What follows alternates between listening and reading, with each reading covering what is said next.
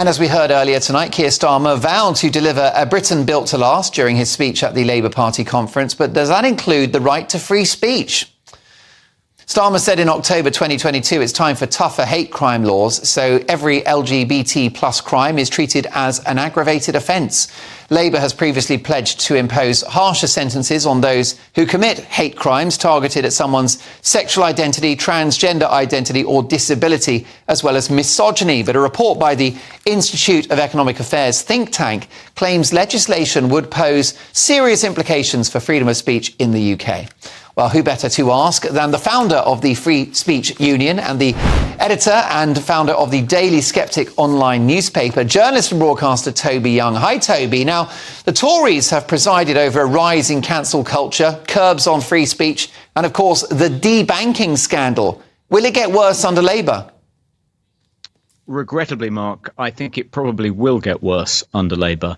Keir Starmer has already said, as you quoted earlier, that he wants to make every crime against LGBTQ plus people an aggravated offence, i.e. a hate crime, and that may include hate speech.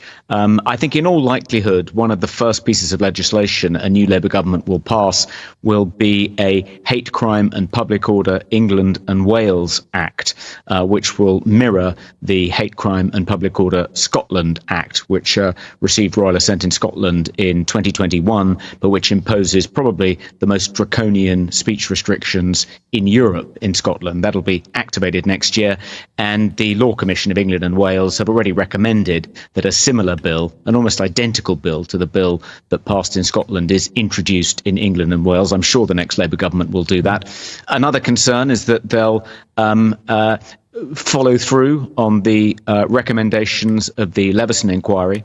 As you'll recall, one of the recommendations is that state licensing of the press, whereby unless you are regulated by an official state regulator, impress, then you'll suffer all sorts of penalties, thereby forcing all newspapers and magazine publishers to register with a state regulator. That hasn't happened in this country for over 200 years. That'll be a major blow to press freedom.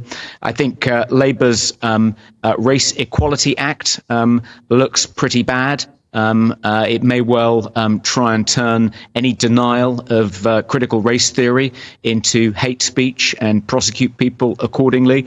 There are various clauses of the Equality Act which haven't been activated. They're lying dormant on the statute books. One of them was described by Polly Toynbee with salivating mouth as socialism in one clause, which would impose a public duty on local authorities to ensure not just that people aren't discriminated against for reasons of race, sexual orientation, religion, but to do everything in their power to try and reduce socio-economic equality gaps, equality of outcome.